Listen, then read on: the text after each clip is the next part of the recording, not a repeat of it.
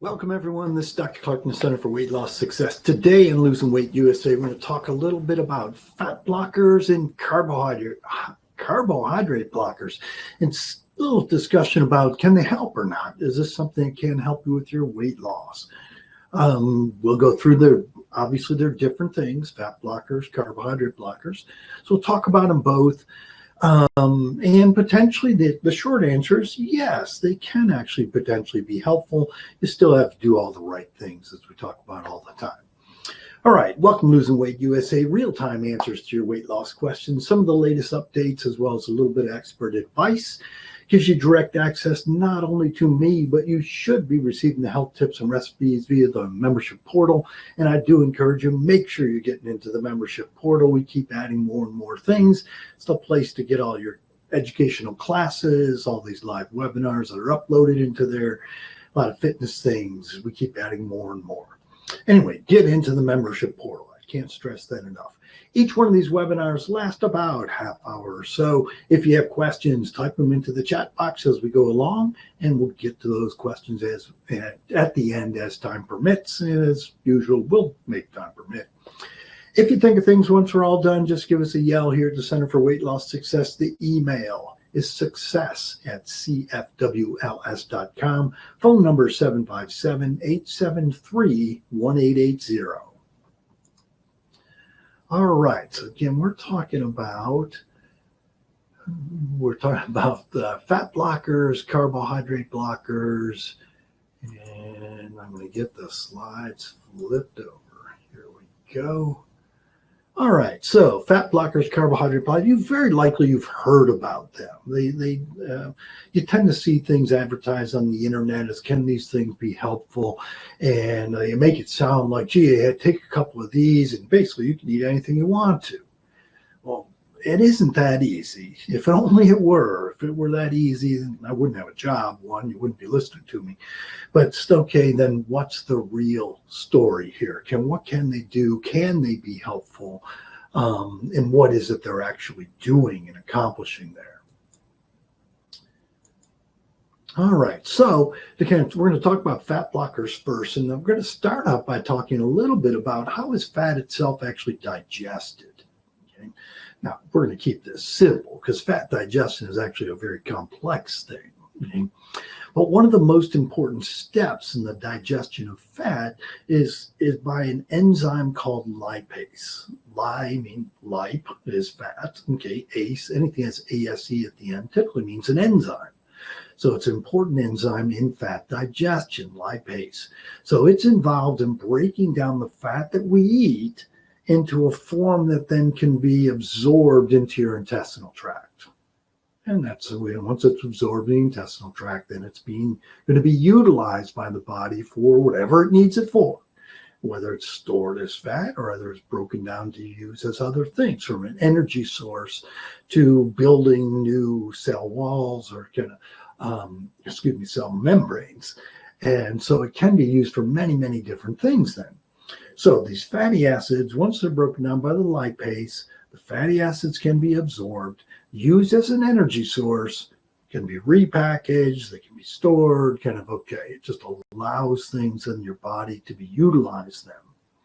So in a fat blocker then, we're kind of talking about something that will prevent the absorption of the actual fat. All right.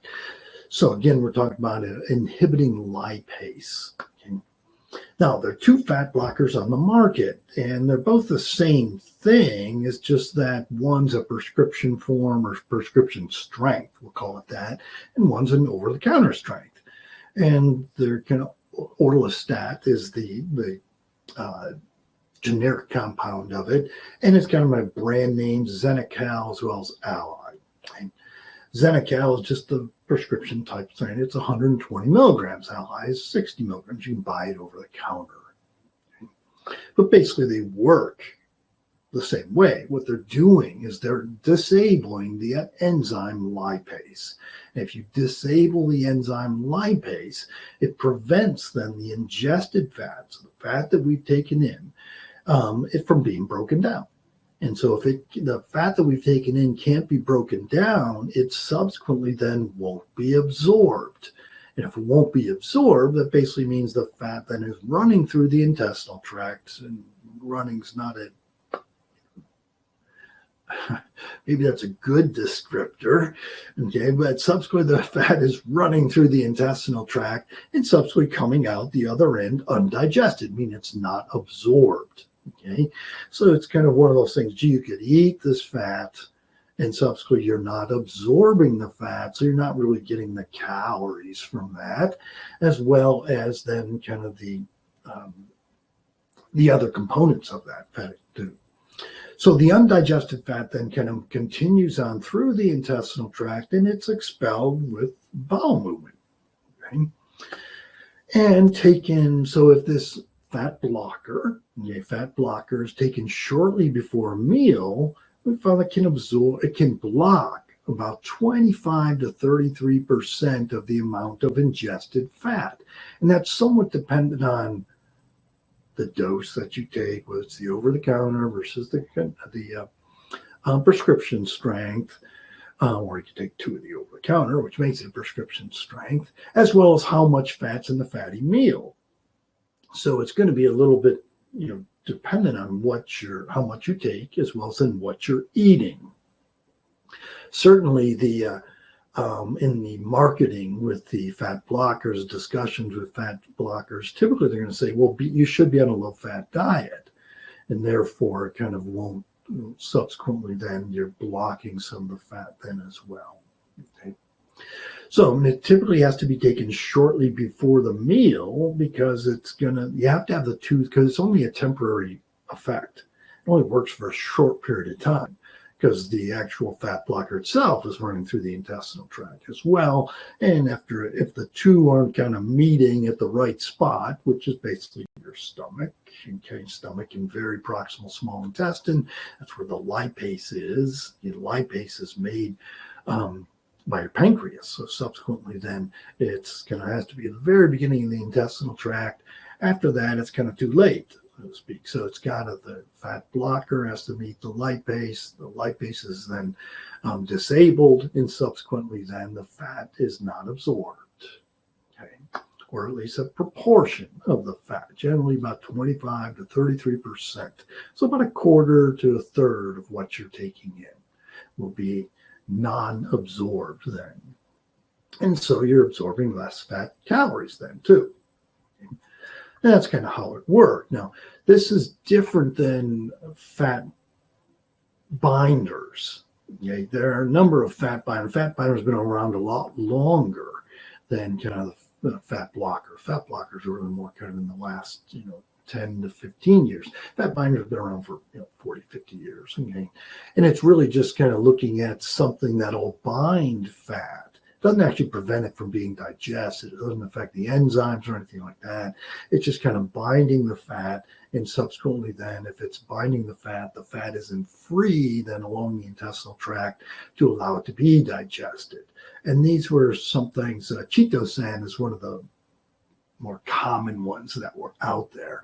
And chitosan is basically a fiber-based supplement, and it comes from the the shells of crustacean, meaning the shells of sea creatures. Okay, and so subsequently then this chitosan would bind the fat, and subsequently the fat would, if it's bound, it's not digested.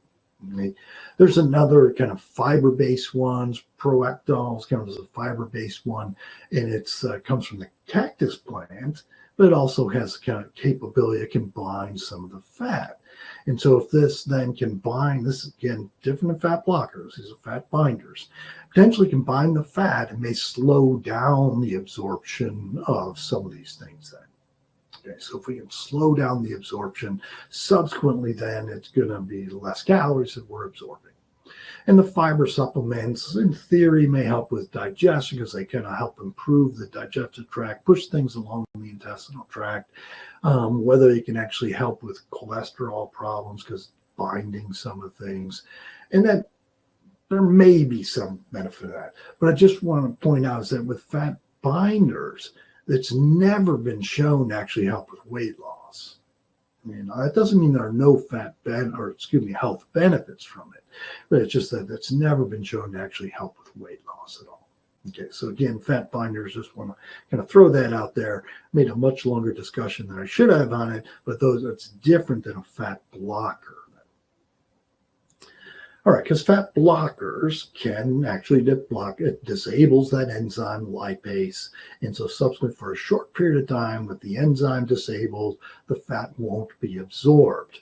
Now, when the fat's not reabsorbed, that means the fat itself continues down the intestinal tract and is eventually expelled as a bowel movement. Okay, but because it may actually, fat may then run through the intestinal tract a little quicker, it potentially can lead to very urgent bowel movements, potentially more diarrhea, even gets excessive gas, bloating, and there's things they always talk about on the kind of little script, little pamphlet that comes along with it, is that you may get oil spotting, which basically means having a little oil slick in your pants. Okay, so you get an oily kind of anal discharge there, which generally is not, most people don't think that's a pleasant experience. So it's kind of oil slick in your pants, which means be careful with this. As if you're, especially if you're just starting to use it, is that, okay, you may want to use it in the home environment. So that, okay, I know how I'm going to react to this and what is it I'm eating. Again, it has to do with dosing as well as what you're actually eating. They still recommend you ought to be on a low-fat diet, because if you're blocking some of the fat, that's still running through the intestinal tract, and subsequently then you may get some oil spotting, oil discharge. All right, so you got to be careful with that. Now, the flip side of that potentially is helpful too, is that it actually can work wonderfully for constipation.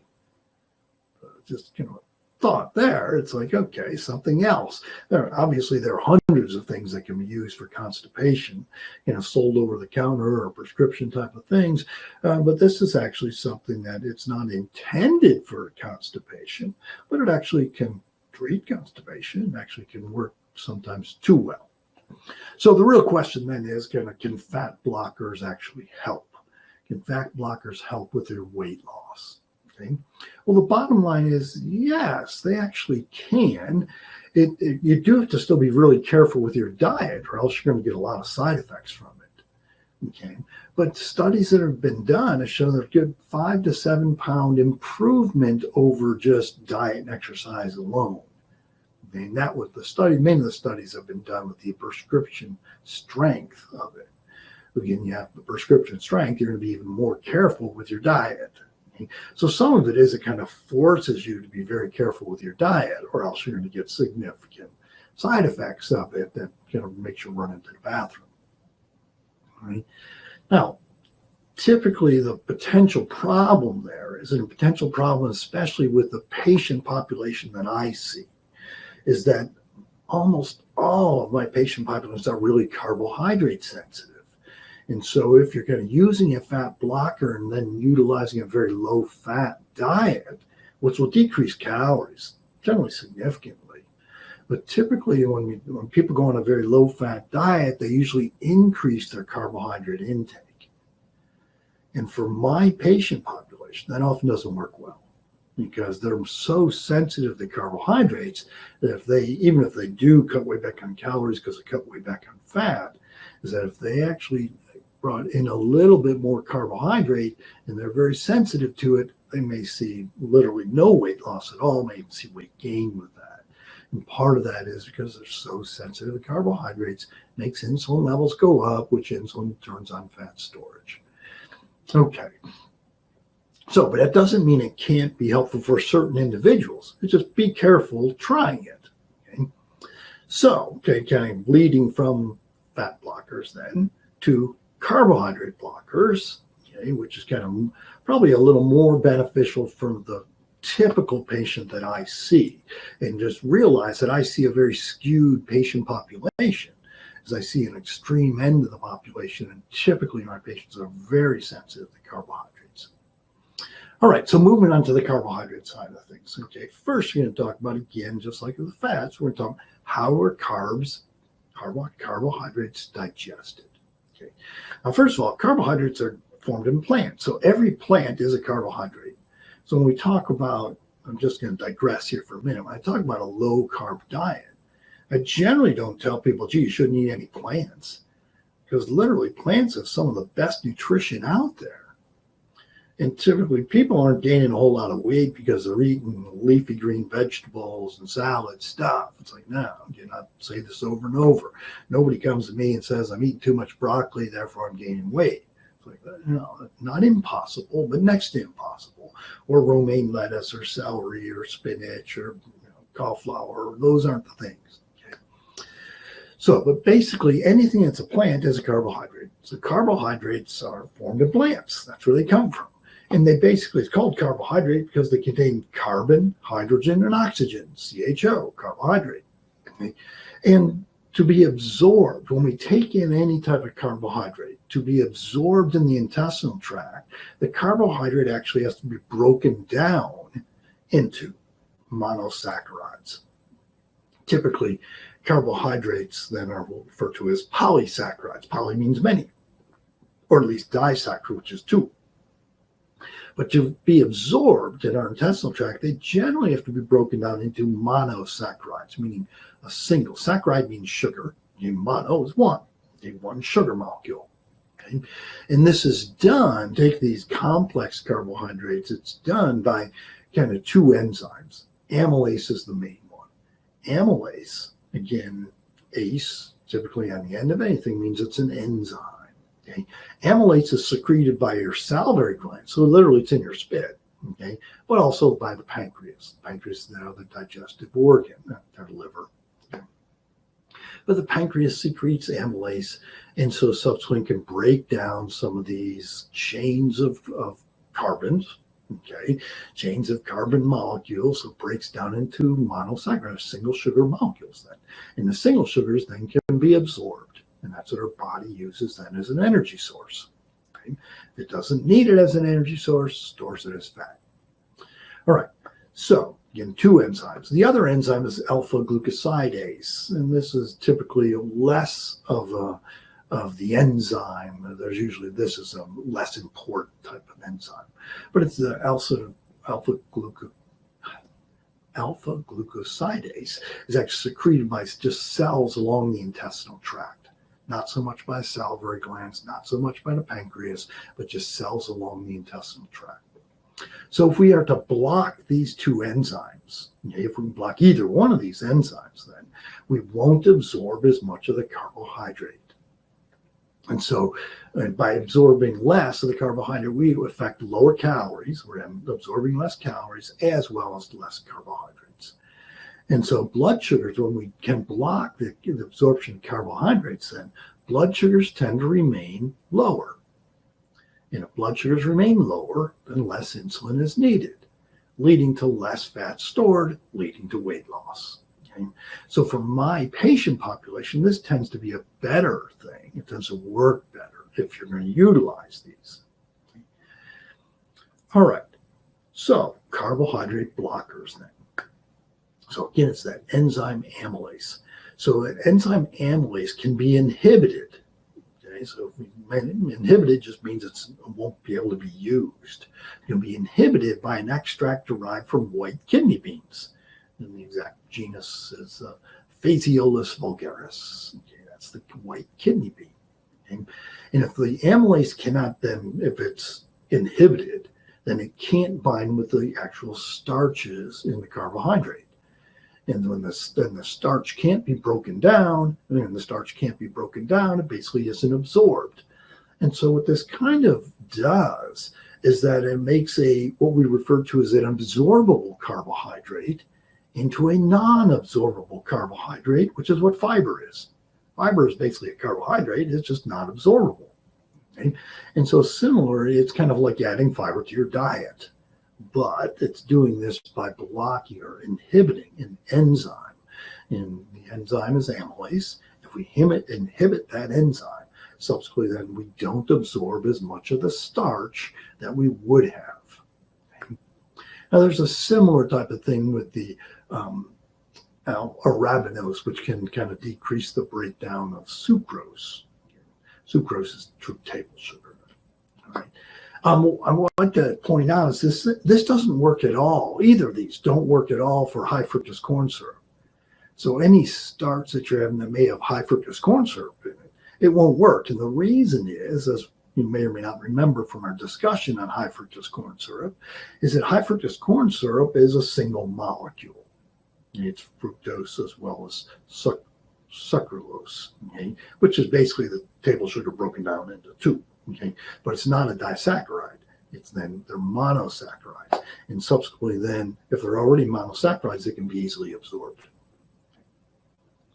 All right, so it doesn't work for high fructose corn syrup. All right. Now, so what's the potential problem? Okay, is with this. We talked about potential problems with the fat blockers. What are the potential problems with the carbohydrate blockers? Well, not much is the bottom line to it, because basically originally 20 plus years ago when they first figured this out, the original kind of carb blockers were not so pure. And so subsequently then it may cause a little more GI symptoms. But you do have to be a little careful because carbohydrate blocker, again, kind of makes this like fiber. And some people can get some gas and, bloating with high fiber diets. And so subsequently, it is one of those things you want to start slowly on and slowly add more, just like if you're starting fiber. I recommend small dose, adding a little more as you go on. Okay. With this more purified extract that can be done nowadays, there's almost no side effects, though. So it's not so important that you be so careful with that. But again, we're kind of converting something, a carbohydrate that would be absorbed, to a carbohydrate that is no longer absorbed. And that's what a fiber is. Talk about fiber, that's what we're talking about.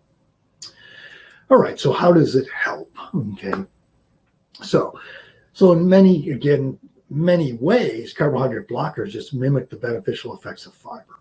Okay, it slows down absorption, promotes a little more fullness. The more carbohydrate then goes to the colon for fermentation, so again, potentially you can get more gas. But it does decrease the caloric absorption, so there's not as many calories absorbed because of carbohydrate calories, but it also then levels out some of the potential blood sugar swings as well.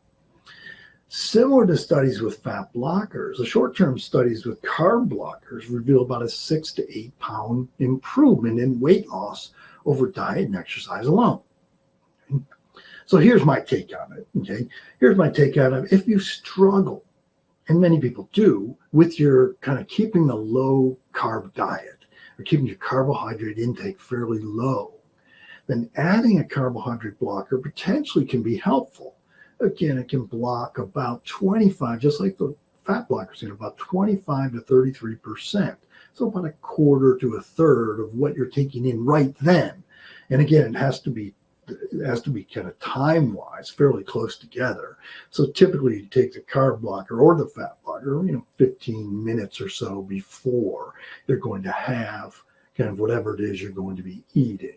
And especially this can be helpful if you know, like, hey, I'm going out to a restaurant today and it has my favorite food, and then I really want to have a little bit of this and maybe a little higher carbohydrate, and subsequently then it can help prevent the absorption from all of that. It's probably not one of those things you're going to want to take every day. Okay? As well, I don't know how well it would work on a daily basis, and there ain't any study to look at that either, but it should be safe. It's not like we think it would be unsafe or anything, but still, it's probably something that can be helpful if you know you're going to overdo it at a certain time. I'm going to a party, I'm going to a restaurant, whatever it is, okay, that, gee, I'm not as careful as I should be.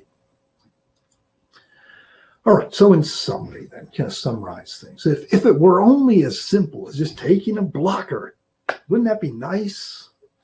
Well, it's not quite that simple. You still have to do all the basics right. Okay, and again, for my patient population, typically it's counting, and be really careful with the carbohydrate. It typically isn't the fat issue, it's the carbohydrate issue. So you still need to do the basics well. Healthy diet, good activity exercise plan, changing behavior, eating times, not eating times.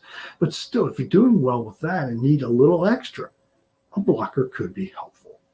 And for most of my patients, okay, it's going to be a carbohydrate blocker is probably the better deal than the fat blocker. But again, potentially for constipation, which a lot of people complain about, is that it may be helpful from the fat blocker then as well. That's one other thing to keep in mind.